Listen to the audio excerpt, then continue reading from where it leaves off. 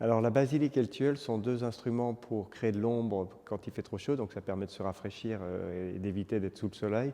La basilique, ça crée finalement un espace intérieur et c'est l'idée même de l'espace intérieur, et, tandis que le tilleul, l'arbre, crée de l'ombre à l'extérieur, donc c'est l'idée même du paysagisme.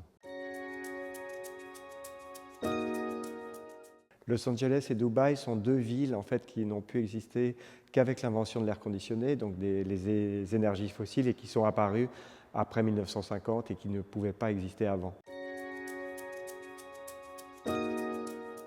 Je dirais que les grands ensembles, c'est un moment assez particulier de l'histoire de l'architecture, puisque en réalité, ils ont été construits quand ils étaient déjà désuets, puisque en fait, ils étaient pensés pour lutter contre les épidémies, et en réalité, en 1950, on avait déjà trouvé les antibiotiques et le vaccin, et donc ils ont servi à rien.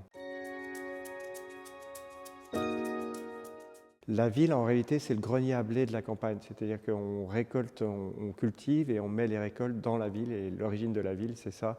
Donc les deux fonctionnent ensemble.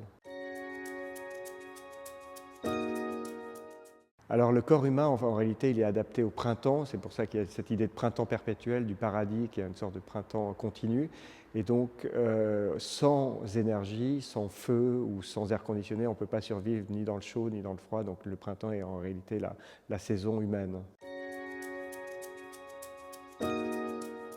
Je dirais que le futur, en fait, correspond peut-être au passé aujourd'hui. C'est-à-dire qu'il faut regarder dans le passé pour trouver les solutions pour affronter le futur sans énergie, avec le réchauffement climatique.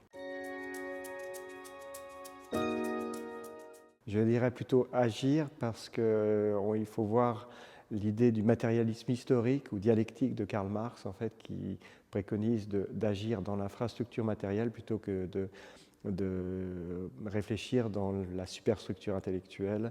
Et donc pour affronter le réchauffement climatique, il faut réellement agir dans les conditions matérielles et pas seulement dans les questions superstructurelles, intellectuelles.